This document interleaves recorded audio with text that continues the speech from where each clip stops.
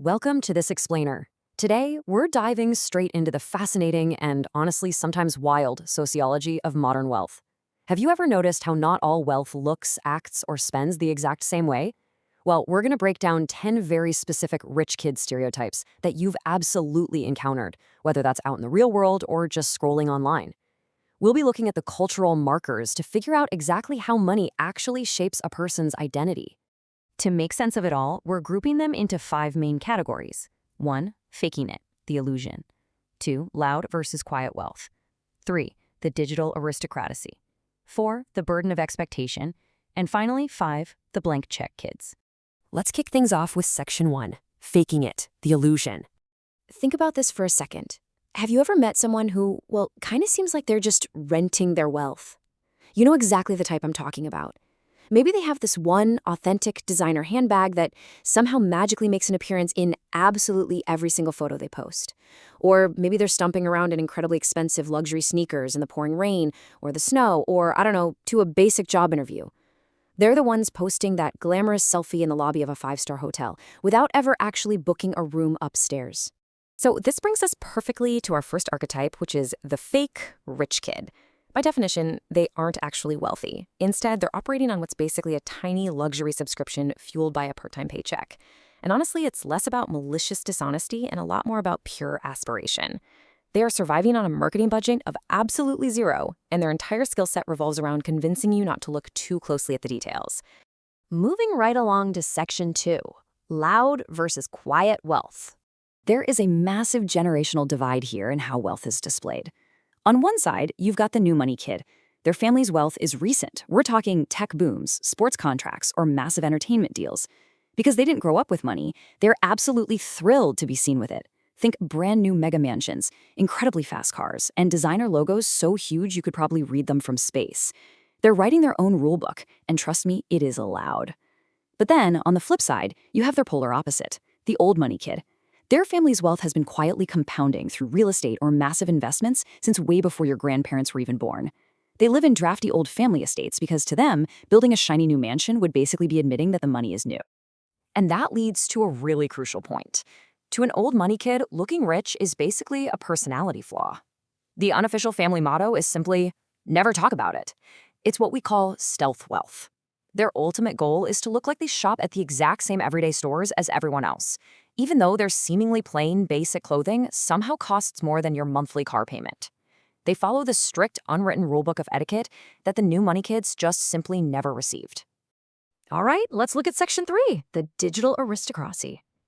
Enter the Nepo baby. It's a mashup of the words nepotism and baby, and it's arguably the most accurate 2-word summary the internet has ever come up with. This is a kid who benefits directly, right out of the gate, from a parent's fame, connections, or industry access. They're the ones landing that huge audition that nobody else even got invited to. And what's super fascinating is watching how the internet reacts to them. While the Nepo baby will usually insist that their sheer talent got them that Hollywood role or major record deal, the internet treats it like a competitive sport. People will literally trace their first big break back to a single phone call or a family favor. And you know what the hardest part is? Some of them genuinely are incredibly talented, which just makes it even harder for outsiders to be mad at them. But the digital aristocracy actually has another distinct tier, and that's the influencer heir. Unlike the Nepo baby, who at least needs some kind of industry-specific talent like acting or singing, the influencer heir requires minimal specific talent. These are the kids of wealthy parents who build a massive following simply by showing off a lifestyle that most people will literally never see in person. We're talking tours of private jets and flashing that behind-the-scenes family wealth. Somehow, unboxing a ridiculously expensive new car or just going on a luxury shopping trip has been transformed into a highly lucrative, full-time entertainment job that social media platforms absolutely love to reward. That brings us to Section 4, the burden of expectation. Now, we actually need to completely flip that whole rich kids have it easy narrative right on its head. Let's talk about the hidden burdens of inherited wealth. It's fascinating to map out the preloaded, manual-guided life of what we call the pressure cooker kid or the family business kid. From the outside looking in, it looks absolutely perfect, right? Private tutors by age 10, zero financial stress. But look a little closer at the progression. Every single grade, every sport, and every major life decision arrives with an instruction manual attached. They absolutely must get into the right school at 18.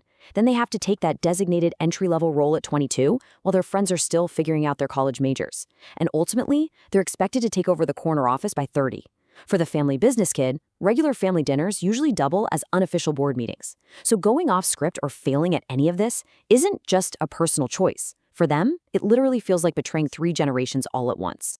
And a huge part of that highly structured path often features our next archetype, the boarding school kid.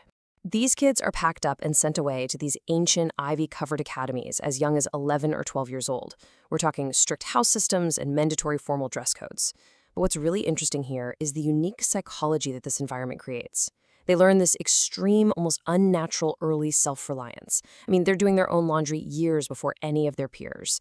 And they end up forming these incredibly tight, powerful alumni networks simply by surviving the same questionable cafeteria food together year after year. But the undeniable trade-off for all of this is often a slight, lingering detachment from their own families, since they usually only see them during the holidays. Which leads us to our final bucket, Section 5, the blank check kids. So what actually happens when a young person is handed almost unlimited financial freedom with absolutely zero immediate responsibilities? Well, welcome to the domain of the infamous trust fund kid. They receive a steady, reliable income from a financial trust set up by their family. Translation, there is absolutely no need for a traditional 9-to-5 job. Sure, some of them use this massive safety net to take big, bold business risks without the normal fear of failure, but mostly, this archetype is known for insanely expensive hobbies, nonstop, constant travel, and a fast-paced lifestyle that simply never slows down. Online, their extreme financial disconnect has literally become a meme format of its own, because let's face it, it's essentially like winning a lottery that you didn't even know you entered. But we absolutely have to contrast them with a closely related yet entirely different archetype, and that is the self-made heir. Honestly, this is often the most respected version of a rich kid. And why is that? Because they actually choose to build something of their own. Yes, they are born into wealth, and maybe they even openly use their family's massive resources as a head start, but they actually put in the real work. They take on demanding jobs, they start their own businesses, and they earn real respect from their peers. Outsiders might not call them fully 100% self-made, but they get way more credit than the trust fund kid simply because they've actually opened up a spreadsheet and chosen to put in the work rather than just kicking back and living off the safety net.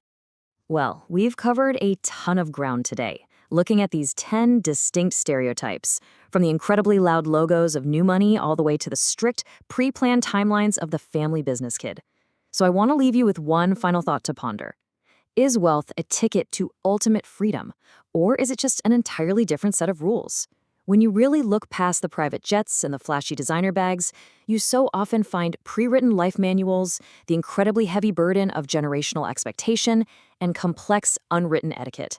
Keep that in mind the next time you see wealth being flaunted or purposely hidden out there in the wild. Thanks for joining me for this explainer, and remember, always keep